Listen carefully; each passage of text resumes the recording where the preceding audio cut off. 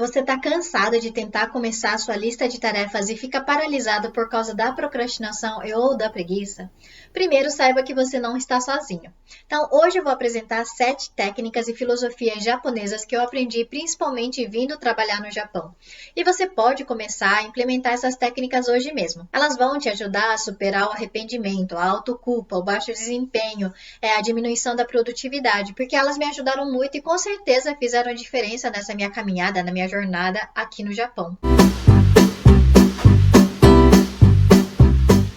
Para quem não me conhece, eu sou a Eri. Nesse meu canal eu dou várias dicas de como viver bem no exterior. Como agora eu tô no Japão, eu vou falar mais sobre o que eu aprendi aqui. Então, morando no Japão, eu resolvi absorver o melhor que esse país tem a me ensinar e aproveitar esse meu tempo aqui para aprender. Por isso eu vou falar dessas 7 filosofias japonesas que parecem muito bobas, mas são muito poderosas e têm um potencial enorme de transformar a maneira como você encara a sua vida. Então, cada técnica ela traz uma filosofia única e é uma sabedoria, na verdade, que resistiu ao tempo. Então, o primeiro conceito que eu quero trazer para vocês é o Kaizen, que significa pequenas melhorias, e elas têm um impacto enorme. Então, lembre-se que o pouco a pouco se torna muito. O Kaizen, na verdade, na sua essência, ela nos incentiva a nos concentrarmos em pequenas melhorias todos os dias. Então, é nos tornar 1% melhor a cada dia, em vez de buscar aquela perfeição desde o início. Então, ao estabelecer pequenas metas alcançáveis, abraçar pequenos ganhos e celebrá-los, abrimos um caminho para o sucesso mais duradouro, né? E a gente acaba treinando a nossa mente para sermos mais produtivos. Por exemplo, eu tinha o costume de não celebrar as minhas pequenas conquistas, então eu achava que eu não tinha conquistado nada. Então, o que eu faço hoje? Eu dou atenção às minhas pequenas conquistas, porque são elas que me fazem seguir na direção que eu quero. Então, por exemplo,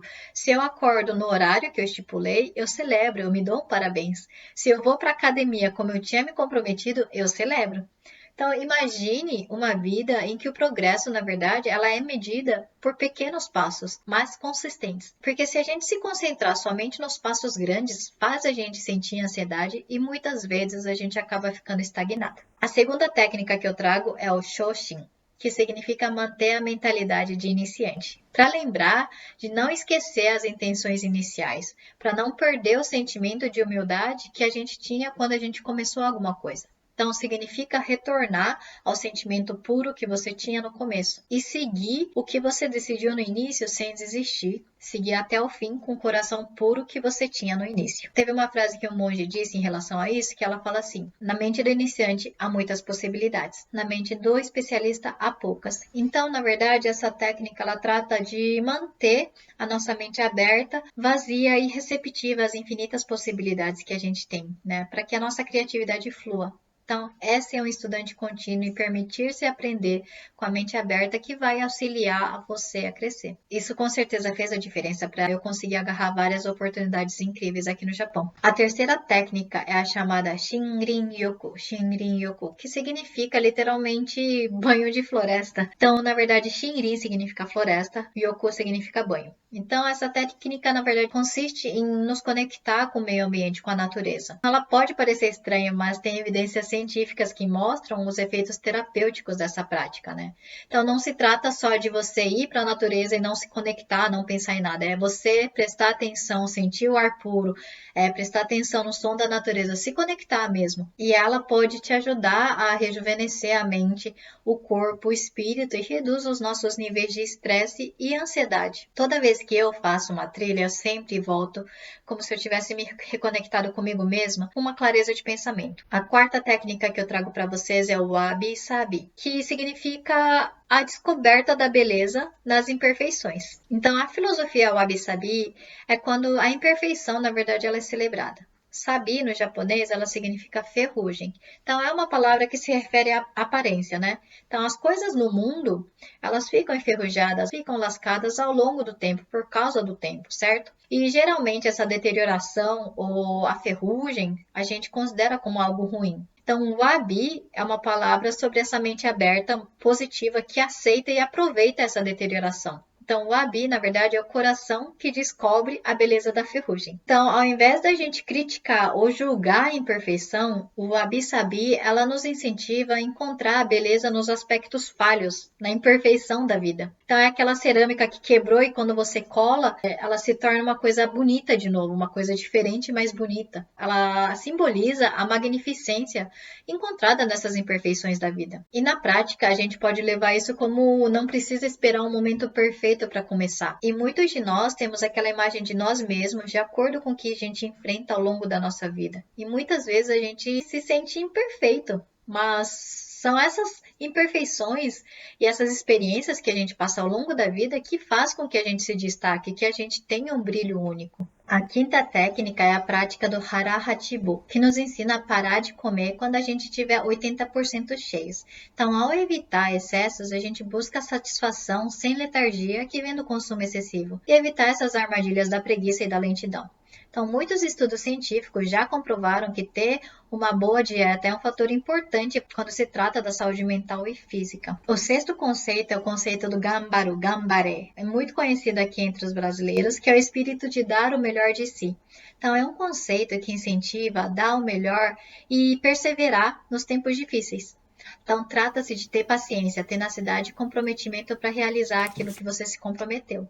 Então, diante dos desafios, o Gambaru, ela nos motiva a seguir em frente, liberando todo o nosso potencial com perseverança. E a consistência é a chave para a gente atingir as nossas metas. Então, é engraçado que teve uma época na minha vida que eu não gostava quando alguém falava para mim gambate, que é o modo que as pessoas falam gambaru para as outras pessoas. Porque às vezes eu sentia como se fosse uma ironia da pessoa, se a pessoa estivesse sendo irônica. Porque assim, eu estava trabalhando horas sem parar na fábrica e escutar gambate me irritava. Porque eu já estava gambateando, não dava para gambatear mais, sabe? Eu também me irritava quando alguém falava algo do tipo, nossa, você tá gambateando, hein? E eu interpretava realmente no modo ruim, né? Porque também eu sentia como se eu estivesse incomodando as pessoas por gambatear demais. Mas hoje, quando eu escuto essa palavra, ela me dá mais vontade de continuar a gambatear e dar o melhor de mim. Afinal, eu estava gambateando para conseguir atingir as minhas metas. E hoje eu vivo falando gambatere, você consegue. E isso me fez chegar muito mais longe do que eu imaginava na minha jornada aqui no Japão. Vocês podem ver que eu dei uma brasileirada nessa palavra gambaru, né? Gambatear, gambateando. Mas nós brasileiros aqui no Japão, a gente acabou pegando essa palavra gambare, gambaru. A gente conjuga como se fosse uma palavra brasileira mesmo. Bem, a última técnica que é bem conhecida no mundo, ela é chamada de Ikigai, que é conhecida como a maneira japonesa de descobrir a sua razão de ser. A definição dela seria assim, uma razão de viver ou algo que faz você se sentir feliz por estar vivo. Então, Ikigai é a força que nos faz levantar todas as manhãs. Então, esse diagrama aqui que eu estou mostrando para vocês, elas mostram os 4 pilares do Ikigai, né? Então, é um roteiro para você encontrar o seu Ikigai. Ela significa basicamente, faça o que você ama, faça aquilo em que você é bom, faça o que o mundo precisa e faça aquilo pelo qual você poderia ser pago. Então, a paixão é a intersecção entre o que você ama e o que você faz bem. Missão é a intersecção entre o que você ama e o que o mundo precisa. Profissão é a intersecção entre aquilo que você é bom com aquilo que você pode ser pago. E vocação é a intersecção entre aquilo que você pode ser pago e que o mundo precisa. Então, reunir esses 4 pontos ajudará a descobrir o seu Ikigai e colocará uma jornada de crescimento e descoberta pessoal. Então, esse método, na verdade, ela foi desenvolvido para facilitar você encontrar o seu Ikigai. E pode parecer muita coisa, mas ir descobrindo uma coisa de cada vez ajuda. E não importa o tempo que leve para você descobrir. Em uma entrevista com 290 idosos no Japão, a grande maioria respondeu que para eles o Ikigai era passar o tempo com a família e com os netos, ou poder praticar hobbies ou esportes que gosta. Então pense, se o seu Ikigai é esse, o que você precisa fazer para que isso se concretize? Para você ter tempo de qualidade com seus netos no futuro, o que você precisa fazer hoje? Então existem sim esses 4 pilares, mas eu acredito que o mais importante é você ter claro na sua mente o que te faz bem e o que te faz feliz. E caso você ainda não saiba o que te faz feliz, você não está sozinho. Comece aos poucos, experimentando as coisas, vendo o que você gosta, o que não gosta, o que te faz bem, o que não te faz bem. E às vezes pode ser algo mais simples do que você imagina, né? Então, como fazer uma trilha, passar um tempo com os netos, como os avós disseram, ajudar as pessoas. E se isso for seu Ikigai, o que você precisa fazer para conseguir atingir ele? Então, esse é o vídeo para você se lembrar que muitas vezes são os passos pequenos e intencionais que levam a transformações mais profundas. Espero que vocês consigam praticar essas técnicas no seu dia a dia. Lembrando sempre que 1% por dia é o suficiente. Eu encerro esse vídeo com uma frase que eu gosto muito. O conhecimento por si só não é poder. Ele se torna poder quando colocamos em prática e compartilhamos. Se você gostou desse tipo de conteúdo, dá um curtir. Se você ainda não é inscrita, se inscreva e compartilhe com aqueles que possam encontrar valor nessas filosofias e técnicas que resistiram ao tempo. Então se cuidem. Beijo, tchau!